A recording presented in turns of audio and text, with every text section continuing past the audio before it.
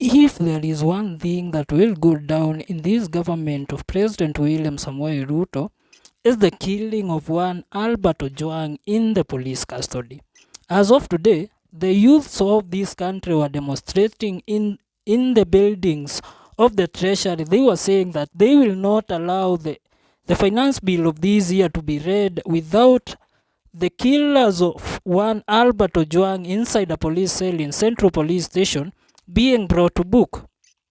And in the progress of the investigation that are being carried out by the IPOA, after they confirmed that the CCTVs in Central Police Station were switched off during the torture and the beating of one Albert Ojwang inside the police station, the IG of police, together with the DCI and the IPOA, have today furthered their investigation and have went ahead arresting one of the police who were involved in the torture of one Albert Ojwang.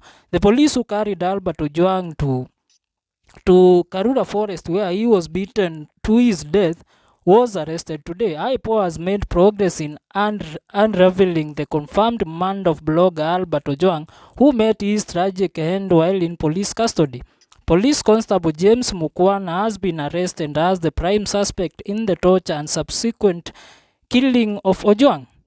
Mukwana is currently detained at the Capitol Hill Police Station, Nairobi, where he is being processed for arraignment to face a murder charge. The prime suspect in the murder of blogger Albert Ojwang has been found and is now in police custody awaiting arraignment to face charges in a court of law. A memo addressed to among others the National Police Service and the Independent Policing Oversight Authority IPOA from the Capitol Hill Police Station named Police Constable James Mukwana as the alleged killer of the blogger. He was apprehended by officers attached to the Internal Affairs Unit and IPOA today and immediately detained at Capitol Hill Police Station. I will read what the police has written. Please be informed that number 260950 PC James Mukwana of Central Police Station, Nairobi was arrested today and placed in custody at Capitol Hill Police Station by officers from IAU and IPOA. He is to be charged with the offense of murder contrary to Section 203 as read with Section 204 of the Penal Code. Following the death of one Albert Ojwang, the police are furthering the investigation so that they cannot annoy the youths of the country who have been protesting the whole day, demanding justice for one Albert Ojwang who was murdered by police inside a police cell in Central Police Station. As of today, the DIG of police, who was the complainant of the issue that led to the death of one Albert Ojwang, DIG Eliud Langat, appeared before the Parliament of the nation in full force as the DIG of police.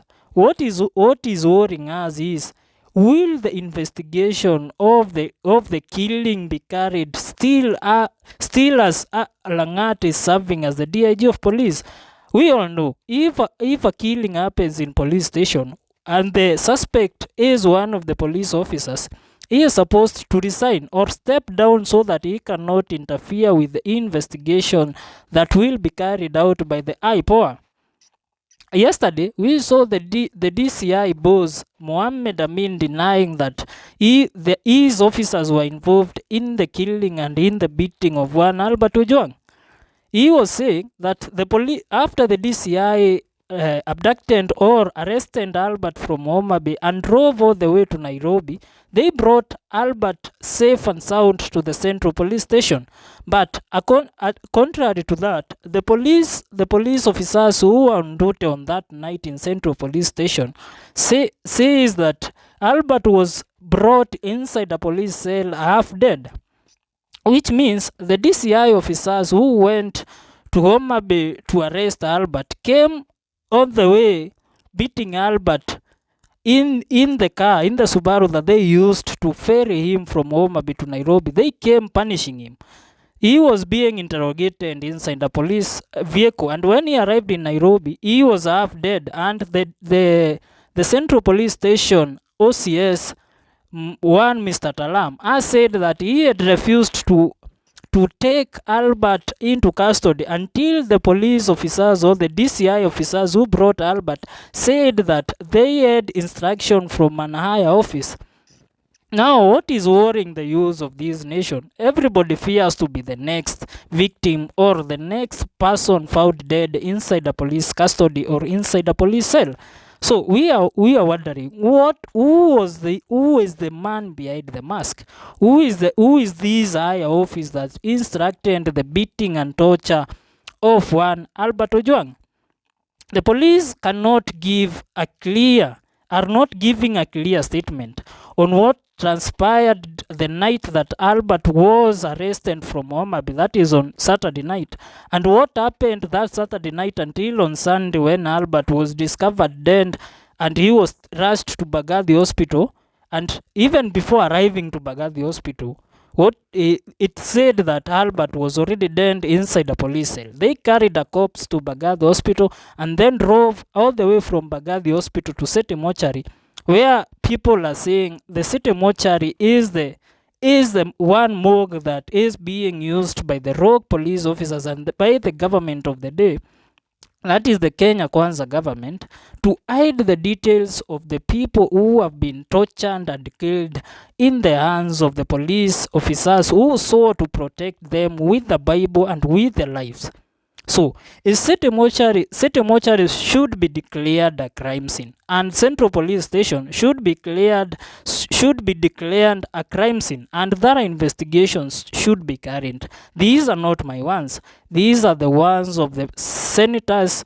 More so, the senator of Migori, he has yesterday in questioning of the CES of Internal Security Kipchumba Murkomen and the IG of Police Douglas Kanja, he said that the Central Police Station should be closed by now so that it can pave way for a clear investigation and a thorough one, so that they can determine who are the killers of one Albert Ojwang. So we are waiting to hear from the higher office of the nation, that is the office of the President of the Republic of Kenya, William Ruto, who spoke yesterday saying that the peoples who have been involved in the killing of the blogger should be brought to book. The President has not mentioned the DIG of police, who in this matter is a person of interest. The DIG of police is the one instructing the arrest of one Albert Ojwang. And what all the nation and everybody inside this nation is asking is, are there no police stations in Homabay where Albert would be questioned? If they called for Albert inside to appear before a police station in Homabay, I'm pretty sure that Albert would have appeared before a police station and would be questioned, and he would not have met the tragic death that he has met inside a police custody. I would like to hear your views on this. Is the DIG of police punishing, or is the police service punishing the junior officers? Are they looking for a scapegoat in Mkwana, or really Mkwana was involved under whose instructions? I would like to hear your views on this. Leave a comment on the comment section, like, share, and don't forget to subscribe to our YouTube channel as we keep updating you on the news that are hitting headlines inside this nation. This is Janjala Mjini TV. Let's meet in our next video.